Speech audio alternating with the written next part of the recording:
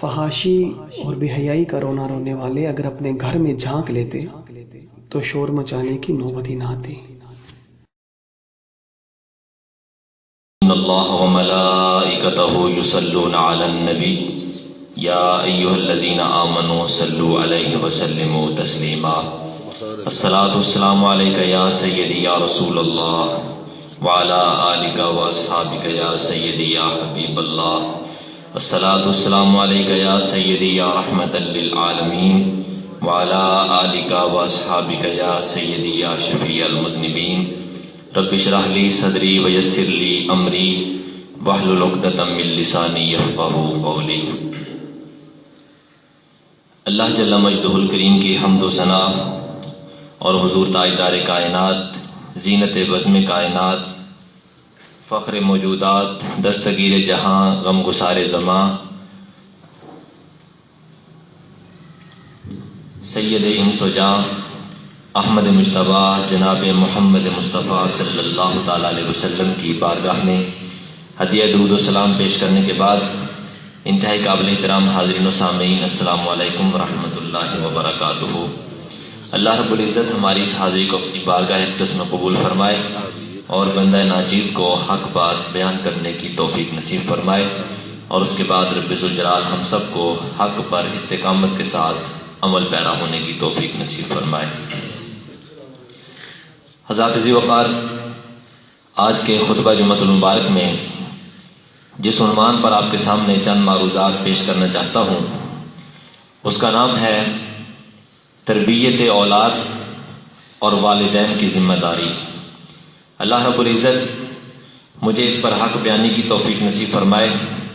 حضور سید عالم صلی اللہ تعالی علیہ وسلم نے ارشاد فرمایا، سیدنا عبداللہ ابن عمر رضی اللہ تعالیٰ عنہ اس حدیث پاک کے راوی ہیں، بخاری اور مسلم شریف کی متفق علیہ حدیث پاک ہے، اور مشکاہ شریف میں صفحہ نمبر 331 پر یہ حدیث پاک موجود ہے، اور یہاں پر اس حدیث پاک کا نمبر 3513 ہے۔ حضور سید عالم صلی اللہ تعالی علیہ وسلم نے ارشاد فرمایا، الا کلکم راعٍ، آگاہ ہو جاؤ، تم میں سے ہر ایک نگران ہے، سربراہ ہے، وکلکم مسئول عن رعیتہ، اور تم میں سے ہر ایک سے اس کی رعیت کے بارے میں سوال کیا جائے گا۔ فالامام الذی علی الناس راع، پس امام سے مراد یہاں امامت کبریٰ والا امام جو حکمران ہوتا ہے، فرمایا اس سے اس کی رعیت اور رعایا کے بارے میں سوال کیا جائے گا کہ وہ اس پر نگران تھا تو کیسی نگرانی کرتا رہا۔ وَهُوَ مَسْئُولٌ عَنْ رَعِيَّتِهِ، فرمایا وہ اپنی رعیت پر، رعایا پر نگران ہے، اس سے اس کی رعیت کے بارے میں سوال ہوگا۔ وَالرَّجُلُ رَاعٍ عَلَىٰ أَهْلِ بَيْتِهِ، اور بندہ مرد اپنے گھر پر نگران ہے، اپنے گھر والوں پر نگران ہے۔ وَهُوَ مَسْئُولٌ عَنْ رَعِيَّتِهِ، اس مرد سے اپنے گھر والوں کے بارے میں پوچھا جائے گا کہ گھر کا جو نگران تھا تو گھر میں کیسی نگرانی کرتا رہا۔ اور وَالْمَرْأَةُ رَاعِيَةٌ عَلَىٰ بَيْتِ زَوْجِهَا وَوَلَدِهِ، عورت اپنے خاوند کے گھر میں گھر پر نگران ہے اور اس خاوند کی اولاد یعنی اپنے بچوں پر نگران ہے۔ وَهِيَ مَسْئُولَةٌ عَنْهُمْ، اور اس عورت سے اس کے گھر والوں کے بارے میں پوچھا جائے گا، خاوند کے گھر میں پوچھا جائے گا کیا کرتی رہی، کیا نگرانی کرتی رہی۔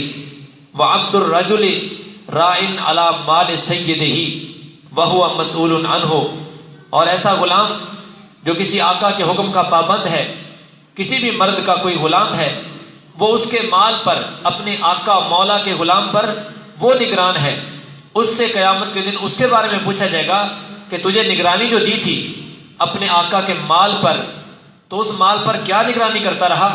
اس کے بعد حضور سید عالم صلی اللہ علیہ وسلم نے ارشاد فرمایا، الا، آگاہ ہو جاؤ، یعنی کان کھول کے سن لو، فکلکم راع، تم میں سے ہر کوئی نگران ہے، وکلکم مسئول عن رعیتہ، اور ہر کسی کو اس کی رعایا کے بارے میں، رعیت کے بارے میں سوال کیا جائے گا کہ وہ اپنی رعایا کے بارے میں کیا نگرانی کرتا رہا۔ تو حاکم بھی نگران ہوا، مرد بھی نگران ہوا، عورت بھی نگران ہوئی، اور نوکر اور غلام بھی کیا ہوا؟ نگران ہوا۔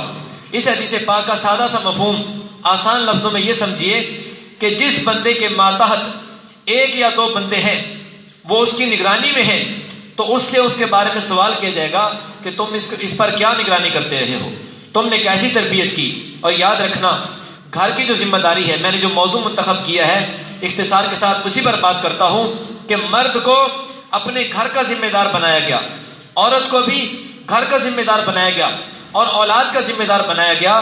تو جب مرد سے سوال ہوگا عورت سے بھی سوال ہوگا کہ بتاؤ تم اپنی اولاد کے بارے میں کیا نگرانی کرتے رہے، اولاد کی تربیت تم نے کیسی کی تھی، اولاد کی تربیت کے حوالے سے جو تمہاری ذمہ داری تھی وہ تم نے پوری کی یا نہیں۔ مرد سے الگ سوال ہوگا، عورت سے بھی سوال ہوگا۔ لہذا ہم میں سے کوئی بندہ بھی بری ذمہ نہیں۔ اگر استاد ہے تو استاد سے شاگردوں کے بارے میں پوچھا جائے گا، اگر پیر ہے تو پیر سے مریدوں کے بارے میں پوچھا جائے گا، اگر نمبردار ہے تو نمبردار سے اس کے گاؤں کے حوالے سے پوچھا جائے گا، اگر وہ بندہ حکمران ہے تو اس کی تمام رعایا کے بارے میں پوچھا جائے گا۔ جس کے ماتحت جتنے بندے آتے ہیں وہ ان کا نگران ہے، سرپرست ہے، سربراہ ہے، محافظ ہے، تو اس سے اس کے بارے میں سوال ہوگا کہ بتاؤ تم کیسی حفاظت اور کیسی نگرانی کرتے رہے، کیسی حفاظت کرتے رہے۔ تو یہ حدیث پاک ہم سب کے لیے بطور سبق حضور سید عالم صلی اللہ علیہ وسلم کا کمال درجے کا انتہائی مہربانی والا یہ فرمان عالی شان ہے کہ ہم اپنے گریبان میں جھانکیں اور اس پر غور کریں کہ جناب ہمارے ماتحت کتنے بندے رہتے ہیں، ہمارے شاگرد کیسے ہیں، ہمارے بھائی کیسے ہیں، ہمارے بچے ہیں، ہمارے گھر والے ہیں۔ جب ہمیں ان کا نگران بنایا گیا، سربراہ بنایا گیا، پھر ہمیں ان کی سربراہی کے بارے میں سوال بھی کیا جائے گا تو ہمیں کیا کرنا چاہیے؟ اپنی سربراہی والی ذمہ داری پوری کرنی چاہیے۔ کیا کرنا چاہیے؟ سربراہی والی ذمہ داری پوری کرنی چاہیے۔ اگر ہم ذمہ داری پوری نہیں کریں گے تو پھر جب قیامت کے دن اللہ تعالیٰ سوال فرمائے گا پھر وہاں پر ہمارے پاس کوئی جواب نہیں ہوگا۔ اور تربیت اولاد کے حوالے سے والدین کی ذمہ داری ہے کہ بچہ جب پیدا ہو جائے، پیدا ہونے کے بعد اس کا اچھا اسلامی بامعنی نام رکھا جائے، اور نام رکھنے کے بعد اس کو حلال طریقے کے ساتھ رزق کھلایا جائے۔ اس کے دودھ پلانے کا ذمہ ہے تو وہ بھی حلال ہونا چاہیے، اگر اس کو کھانا کھلانے کا ذمہ ہے تو وہ بھی حلال طریقے سے ہونا چاہیے، اگر اس کو کپڑے پہنانے ہیں تو وہ بھی حلال کے پیسے کے ہونے چاہیے۔ یہ والدین کی ذمہ داری ہے تربیت اولاد کے حوالے سے، کیونکہ حضور سید عالم صلی اللہ علیہ وسلم نے ارشاد فرمایا جس گوشت کی پرورش حرام کے لقمے سے ہوتی ہے، فرمایا وہ جنت کے لائق نہیں، وہ جہنم کے لائق ہے۔ کس کے لائق ہے؟ یہ حضور سید عالم صلی اللہ علیہ وسلم کے ارشاد گرامی کا مفہوم ہے کہ جس گوشت کی، جس جسم کے حصے کی پرورش حرام کے مال سے ہوتی ہے وہ کس کے لائق ہے؟ جنت کے لائق نہیں بلکہ دوزخ کے لائق ہے، وہ دوزخ میں جائے گا۔ تو والدین کی ذمہ داری یہ ہے کہ اپنی اولاد کو رزق کون سا کھلائیں؟ حلال کے حرام؟ حلال رزق کھلائیں۔ اور اس بارے میں ہمارے پاس صحابہ کرام کی سیرت موجود ہے۔ ایک سرکار کے صحابی وہ صبح کی نماز جلدی جلدی پڑھ کے نا گھر میں چلے جاتے۔ کسی صحابی نے سرکار کی بارگاہ میں عرض کیا، یا رسول اللہ صلی اللہ علیہ وسلم اس صحابی سے پوچھو نماز پڑھ کے جلدی کون سی ہوتی ہے، کیوں جلدی چلا جاتا ہے؟ یہ مسجد میں بیٹھتا نہیں، دعا اکٹھے مانگتا نہیں، جلدی جلدی گھر چلا جاتا ہے۔ حضور سید عالم صلی اللہ علیہ وسلم نے اس غلام کو بلا کے پوچھا ہے، میرے غلام بتا تیرے جلدی جانے کا سبب کیا ہے، کیوں جلدی بھاگ جاتا ہے سلام پھیرتے ہی؟ اس نے عرض کیا، حضور اب مدینہ پاک میں کھجوروں کے پکنے کا موسم ہے اور میرے پڑوس میں ایک کھجور کا درخت ہے، اس کی کچھ شاخیں میرے گھر کی طرف جھکی ہوئی ہیں، اس پہ کھجوروں کے خوشے لگے ہوئے ہیں۔ جب مدینہ پاک میں ٹھنڈی ٹھنڈی ہوا چلتی ہے تو ہوا کے جھونکوں کی وجہ سے کھجوریں کچھ ٹوٹ کے میرے گھر کے صحن میں آ کے گرتی ہیں۔ میں نماز پڑھ کے جلدی جلدی اپنے گھر میں اس لیے چلا جاتا ہوں کہ بچوں کے بیدار ہونے سے پہلے پہلے وہ کھجوریں اٹھا کے ساتھ والے گھر میں پھینک دوں، کہیں میرا بچہ نہ کھا جائے، کہیں میرا بچہ نہ کھا جائے، کہ وہ کھانا ہمارے لیے حلال نہیں ہے۔ ارے ایک صحابہ کرام کی سیرت ہے جو ہوا کے ساتھ گرنے والی کھجور سے بھی اتنا پرہیز کرتے ہیں کہ وہ بھی بچوں کو نہیں کھلاتے۔ اور ہماری حالت کیا ہے؟ ہمارے معاشرے میں حلال حرام کچھ بھی نہیں دیکھا جاتا، بس یہی دیکھا جاتا ہے پیسہ ہو چاہے جیسا ہو وہ بچوں کو کھلاؤ، خود بھی کھاؤ۔ جناب دنیا کھانے کے لیے بنی ہے، بس کھاؤ پیو، اے جہان میٹھا تے اگلا کیا ڈیٹھا، جب حساب کی باری پھر دیکھی جائے گی۔ ایسی غلط سوچ کے حامل آج معاشرے میں بندے موجود ہیں، لیکن یہ بات کان کھول کے سن لیں، حضور سید عالم صلی اللہ علیہ وسلم نے سخت تاکید فرمائی ہے کہ اپنے بچوں کی تربیت میں مال حلال استعمال کرو، حرام کا لقمہ بچوں کو نہ کھلایا کرو۔ حرام کا لقمہ بچوں کو نہ کھلاؤ. کون سا لقمہ کھلاؤ؟ حلال. یہ کس کی ذمہ داری ہے؟ والدین کی ذمہ داری ہے کہ بچے کو کون سا لقمہ کھلائے؟ حلال. اپنے خون پسینے کی کمائی ہو. رکھی سکھی کھا فریدا تے ٹھنڈا پانی پی ویخ پرائیاں چوپڑیاں نہ ترسامی جی. یہ بابا فرید الدین رحمۃ اللہ علیہ اسی وجہ سے فرما گئے، کہتے ہیں حلال کی کھاؤ چاہے روکھی سوکھی ہو. سبحان اللہ. میاں محمد بخش صاحب رحمۃ اللہ علیہ اسی بات کو بیان کر کے کہ اپنے دیش دیاں بلاں نالوں تم میں چن چن کھائیے، کدی بیگانے ملکاں اندر میوے کھان نہ چاہیے. کیوں؟ حلال کھاؤ، روکھی سوکھی کھا لو لیکن کھاؤ حلال کی. تھوڑی کھاؤ، کھاؤ حلال کی. بچوں کو کھلاؤ، کھلاؤ حلال کا. حرام کے لقمے سے بچوں کی تربیت کرو گے تو والدین سے پوچھا جائے گا تم نے حرام کا لقمہ کیوں کھلایا؟ جب حرام لقمے سے پرورش ہوگی تو وہ بچے جہنم میں جائیں گے، جنت میں جانے کے حقدار نہیں ہوں گے. اور ان کو جہنم میں پہنچانے میں کردار کس کا ہوگا؟ ان والدین کا ہوگا. تو اس لیے اس بات کو مد نظر رکھیں کہ تربیت اولاد میں والدین کی کیا ذمہ داری ہے. اولاد ایک بہت بڑی نعمت ہے، بہت بڑی نعمت، اور ایسی میٹھی نعمت ہے کہ اللہ تبارک و تعالیٰ نے اس اولاد کے حصول کی طرف اپنے انبیاء میں بھی رکھی ہے. انبیاء میں رکھی. انبیاء کرام کی دعائیں قرآن میں موجود ہیں. سیدنا زکریا علیہ السلام بوڑھے ہو گئے لیکن اولاد کوئی نہیں. حضرت مریم سلام اللہ علیہ کے حجرہ میں آتے ہیں، وہاں بے موسم پھل دیکھے تو اللہ کی بارگاہ میں عرض کیا. جب ان سے استفسار کیا کہ یہ پھل کہاں سے آئے تو کہنے لگی ہوا من عند اللہ، یہ اللہ نے بھیجے ہیں، اللہ کی بارگاہ سے آئے. اب انہوں نے وہیں پر کھڑے ہو کے قرآن پاک کے مقدس الفاظ ہیں ہنالک دعا زکریا ربا، اس میں ظرف کا صیغہ ہے، ظرف مکان ہے کہ حضرت زکریا علیہ السلام نے جہاں پہ کھڑے ہو کے پوچھا تھا یہ پھل کہاں سے آئے بے موسمے، تو انہوں نے کہا اللہ کی بارگاہ سے آئے. تو آپ نے خیال کیا کہ جو خدا بے موسم پھل حضرت مریم سلام اللہ علیہ کو اس بند کمرے میں پہنچا سکتا ہے تو اس خدا کی رحمت سے یہ بعید نہیں ہے کہ مجھے بڑھاپے میں اولاد جیسی نعمت عطا فرما دے. تو وہی کھڑے ہو کے دعا مانگی. ہنالک دعا زکریا ربا، زکریا علیہ السلام نے وہی کھڑے تو دعا مانگی رب ہب لی من لدنک ذریۃ طیبہ، اے میرے پروردگار مجھے پاکیزہ اولاد عطا فرما. انک سمیع الدعاء، بے شک تو ہی دعاؤں کو سننے والا ہے. جب دعا مانگی فنادتہ الملائکۃ، فرشتوں نے دعا کا جواب کیسے دیا؟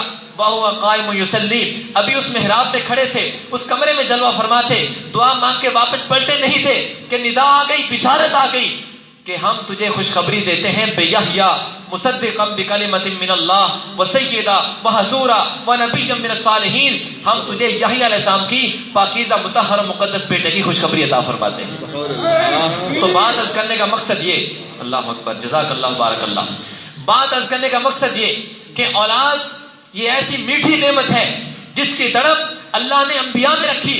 انبیاء دعائیں کرتے رہے. ابراہیم علیہ السلام نے بھی یہی دعا مانگی رب ہب لی من الصالحین، مولا مجھے ستھرا اور صالح بیٹا عطا فرما. زکریا علیہ السلام نے یہی دعا مانگی مولا مجھے پاکیزہ اولاد عطا فرما. تو اولاد میٹھی نعمت ہے جو اللہ نے اپنے نبیوں میں بھی تڑپ رکھی، وہ بھی دعائیں مانگتے رہے. اور نبیوں میں اللہ نے تقسیم بھی ایسے رکھی، کئی نبی ایسے جن کو صرف بیٹے عطا کیے، کئی نبی ایسے جن کو صرف بیٹیاں عطا کی، کئی نبی ایسے جن کو بیٹے بھی عطا کیے، بیٹیاں بھی عطا کی، اور کئی نبی ایسے جن کو نہ بیٹا دیا نہ بیٹی، نہ بیٹا دیا نہ بیٹی. جیسے عام بندوں میں معاشرے میں یہ بات موجود ہے، اس طرح کے بندے کئی مل جاتے ہیں کہ ان کے پاس کئی ایسے بندے ہیں بیٹے اور بیٹیاں دونوں موجود، کئی ایسے ہیں جن کے پاس صرف بیٹے، کئی ایسے جن کے پاس صرف بیٹیاں، اور کوئی ایسے ساری زندگی گزر جاتی ہے لیکن اولاد نہیں ملتی. یہ نظام کائنات ہے، نظام قدرت ہے. اللہ پاک نے اس طرح کا طریقہ انبیاء میں بھی رکھا تاکہ انبیاء کے رستے پہ چلنے والے اس بات کو اپنے لیے دلیل بنا کے اللہ کی رحمت کی ناشکری نہ کرے، بلکہ وہ یہی کہے مولا تو جس حال میں رکھے ہم راضی ہیں. اگر اولاد دے دے تو بھی ہم راضی، اگر نہ دے تو بھی راضی. اور اولاد دینے میں بیٹے دے دے تو بھی تیرا انعام ہے، اگر صرف بیٹیاں دے دے تو بھی تیرا انعام ہے، اگر بیٹے بھی دے دے بیٹیاں بھی دے دے تیرا پھر بھی انعام ہے، تیرا پھر بھی انعام ہے.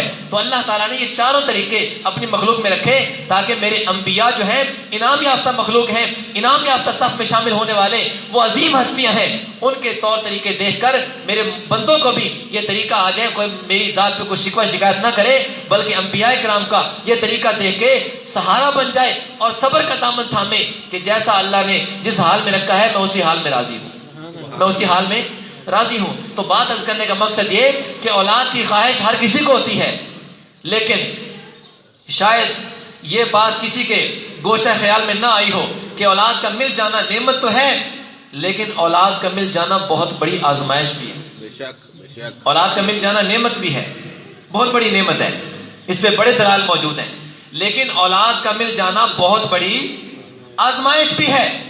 کیا آزمائش ہے؟ کیسے آزمائش ہے؟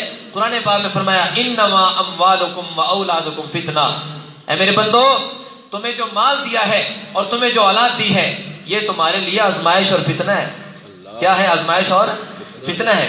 اس کی کئی تفسیریں ہیں، کئی توجیحات ہیں، کئی تشریحات ہیں۔ میں ایک آپ کے سامنے عرض کرنا چاہتا ہوں، آپ سچے دل سے بتائیں اگر ہم اپنی اولاد کو حلال مال کی بجائے حرام کھلائیں گے تو اس حرام کھلانے کی وجہ سے ذمہ داری کس پہ آئی؟ کون پھنسے گا؟ باپ پھنسے گا۔ اب اولاد تو نعمت تھی، لیکن اولاد مل جانے کے بعد اس کی پرورش حلال مال سے کرنا یہ بہت بڑی ذمہ داری تھی۔ اگر نعمت کے مل جانے پر اگلی ذمہ داری پوری نہیں کی تو بتائیے اولاد کیا بن گئی؟ آزمائش بن گئی کہ نہیں بنی؟ اولاد امتحان بن گئی کہ نہیں بنی؟ بن گئی، لیکن اس پہ لوگوں کی توجہ نہیں ہوتی، وہ حلال و حرام جیسا بھی ہو بچوں کو کھلا دیتے ہیں، لیکن اللہ فرماتا ہے بسا اوقات یہ تمہارے مال اور تمہاری اولاد تمہارے لیے آزمائش بن جاتی، فتنہ بن جاتی ہے۔ واللہ عندہ اجر عظیم۔ اور ایک مقام پہ قرآن نے فرمایا المال والبنون زینت الحیات الدنیا، یہ جو مال ہے اور یہ بیٹے ہیں یہ تو فرمایا دنیا کی زینت ہے۔ کس کی زینت ہے؟ دنیا کی زینت ہے، دنیا کی خوبصورتی ہے۔ اور آخرت کی کیا ہے؟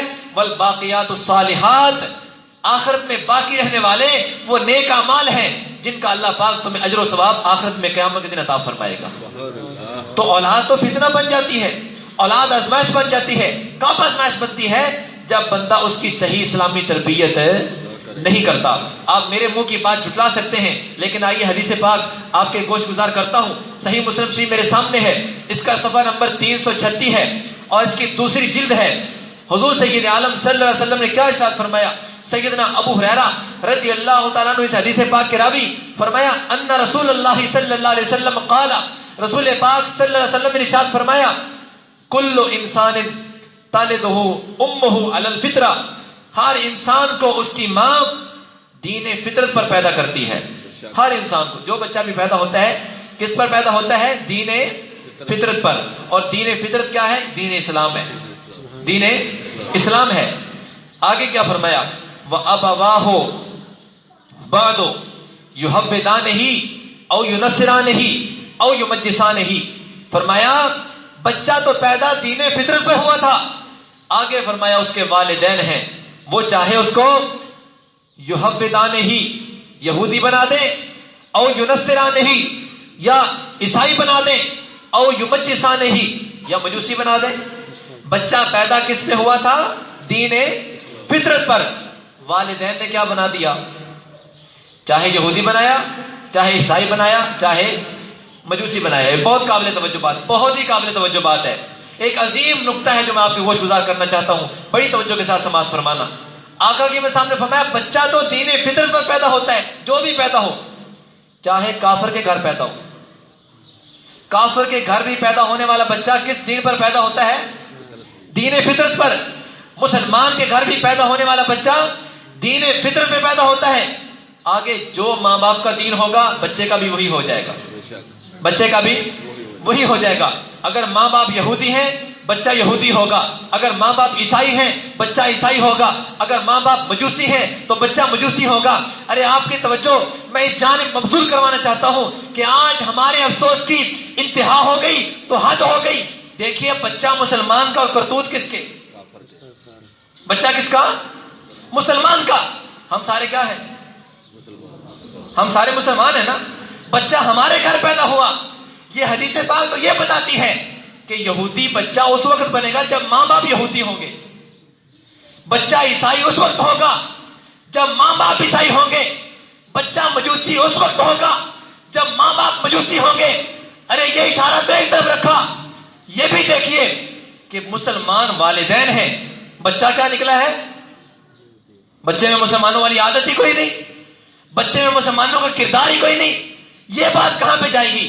تو اس کا مطلب یہ نکلا اگر ہم اس کو دوسرے توجیحات میں لے جائیں تو پھر استاد بھی والدین کے زمرے میں ہوتا ہے۔ استاد بھی والدین کے کیا مقام ہوتا ہے؟ جیسے ماں باپ کا درجہ ہے ایسے ہی تربیت میں استاد کا بھی درجہ ہے.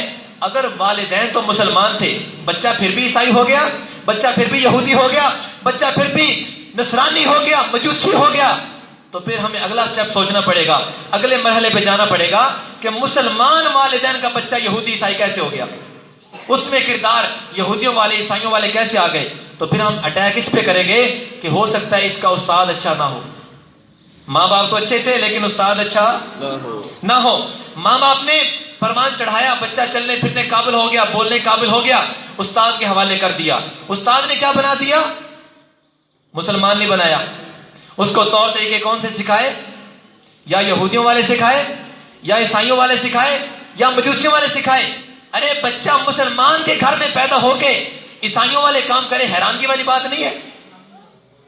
بولیے، حیرانگی والی بات ہے کہ نہیں؟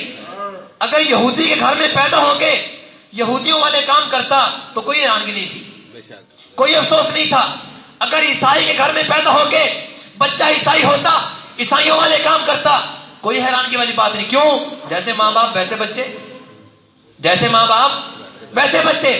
اگر مجوسی ماں باپ کے ہوتے ہوئے بچہ مجوسی ہو جائے، مجوسیوں والے کام کرے، کوئی حیرانگی نہیں، کیونکہ جیسے ماں باپ ہیں ویسے ہی بچے.